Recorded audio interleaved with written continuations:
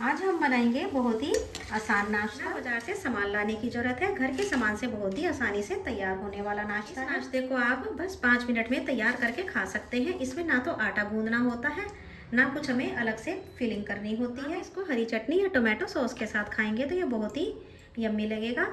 तो आपका बॉबी किचन में स्वागत है। तो आइए झटपट से बना लेते हैं हम एक आलू और गेहूं का नया नाश्ता।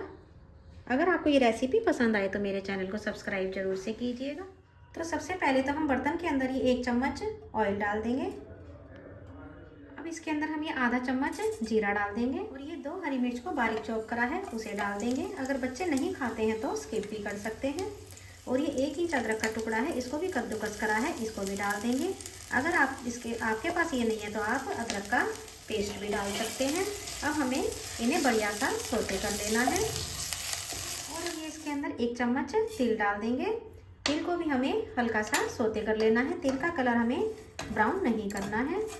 जैसे ही तिल हल्का सा चटकने लगता है हमें इसके अंदर हमने ये 2 आलू को, छोटे आलू को मैश करा था, उसको इसके अंदर हमें डाल देना है।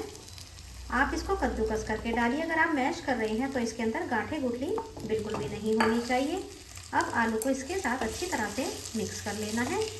गैस की फ्लेम को इस टाइम बिल्कुल स्लो पर रखें।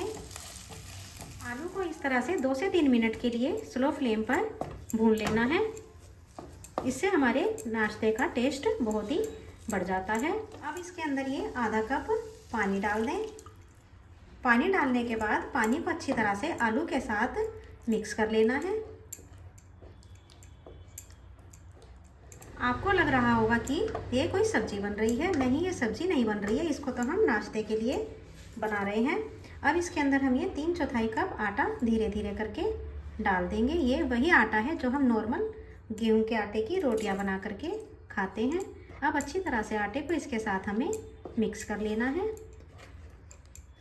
ये पहले आपको ड्राई लगेगा, पर आप जैसे जैसे इसको आप भूनते जाओगे ये एक डो की फॉर्म में आ जाएगा। इस तरह से धीरे धीरे से स्लो फ्लेम पर ही हमें इसको भूनते हुए एक डो बना लेना है।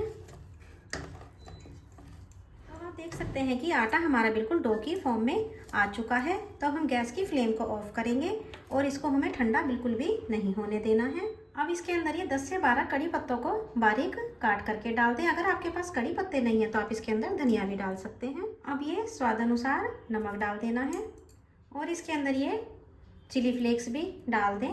अगर आपके पास चिली फ्लेक्स नहीं है तो आप इसके अंदर रेगुलर लाल मिर्च भी डाल सकते हैं। थोड़ा सा इसके अंदर गरम मसाला भी डाल दें। बस इसके अंदर हमें बेसिक से मसाले ही डालने हैं। 2 चम्मच हल्दी पाउडर डाल दें, हींग डाल दें और ये आधा चम्मच खटाई को डाल देना है। और अब सारे मसालों को हमें अच्छी तरह से मिक्स करते हुए एक डो बना लेना है। ध्यान रहे इसको ठंडा बिल्कुल भी नहीं होने देना। बस इस तरह से इसको पलटते पलटते हुए हमें मिक्स करते हुए एक इसका परफेक्ट सा डो बना लेना है। अगर आपको ये गर्म लग रहा है और आप इस तरह से नहीं कर पा रहे हैं तो आप हाथों पर पानी लगा करके भी इसको इस तरह से अच्छी तरह से एक डो की फॉर्म में इसको ला सकते हैं। तो अब आप देख सकते हैं कि ये बिल्कुल एक डो की फॉर्म में आ चुका है। तो अब इसे हमें थोड़ा सा रेस्ट के लिए 1 मिनट के लिए रख देना है, जिससे कि यह गुनगुना सा हो जाए। अब ये हमारा डो बिल्कुल गुनगुना सा हो चुका है। तो अब इसके अंदर से हम ये स्पैचुला निकाल देंगे और हमें इसके अंदर से एक इस तरह से पेड़ा निकाल लेना है। आप जितनी भी छोटा बड़ा नाश्ता बनाना चाहते हैं उसको इस तरह से गोल बनाइए, फिर उसको इस तरह से प्रेस करते हुए टिक्की की शेप दे दीजिए। बस इस तरह से आप जो भी शेप बनाना चाहते हैं उस तरह की शेप इसको दे सकते हैं। अब इन्हें हम एक एक करके सबको एक प्लेट के अंदर लगा लेते हैं। तो ये सारा नाश्ता मैंने बना करके तैयार कर लिया है। तो अब इसके अंदर हमारा इतना नाश्ता बन करके तैयार हुआ है। तो अब हम आगे के प्रोसेस में चलते हैं।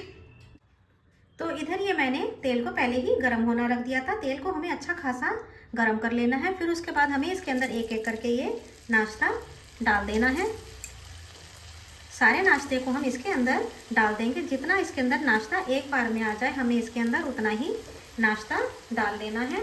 नाश्ता डालने के बाद हमें गैस की फ्लेम को मीडियम कर देना है। जब इनके ऊपर बबल्स आने कम हो जाए तब हमें इनको इस तरह से थोड़ा सा हिला देना है और इनको अब हमें इनको इस तरह से अलट पलट कर देना है।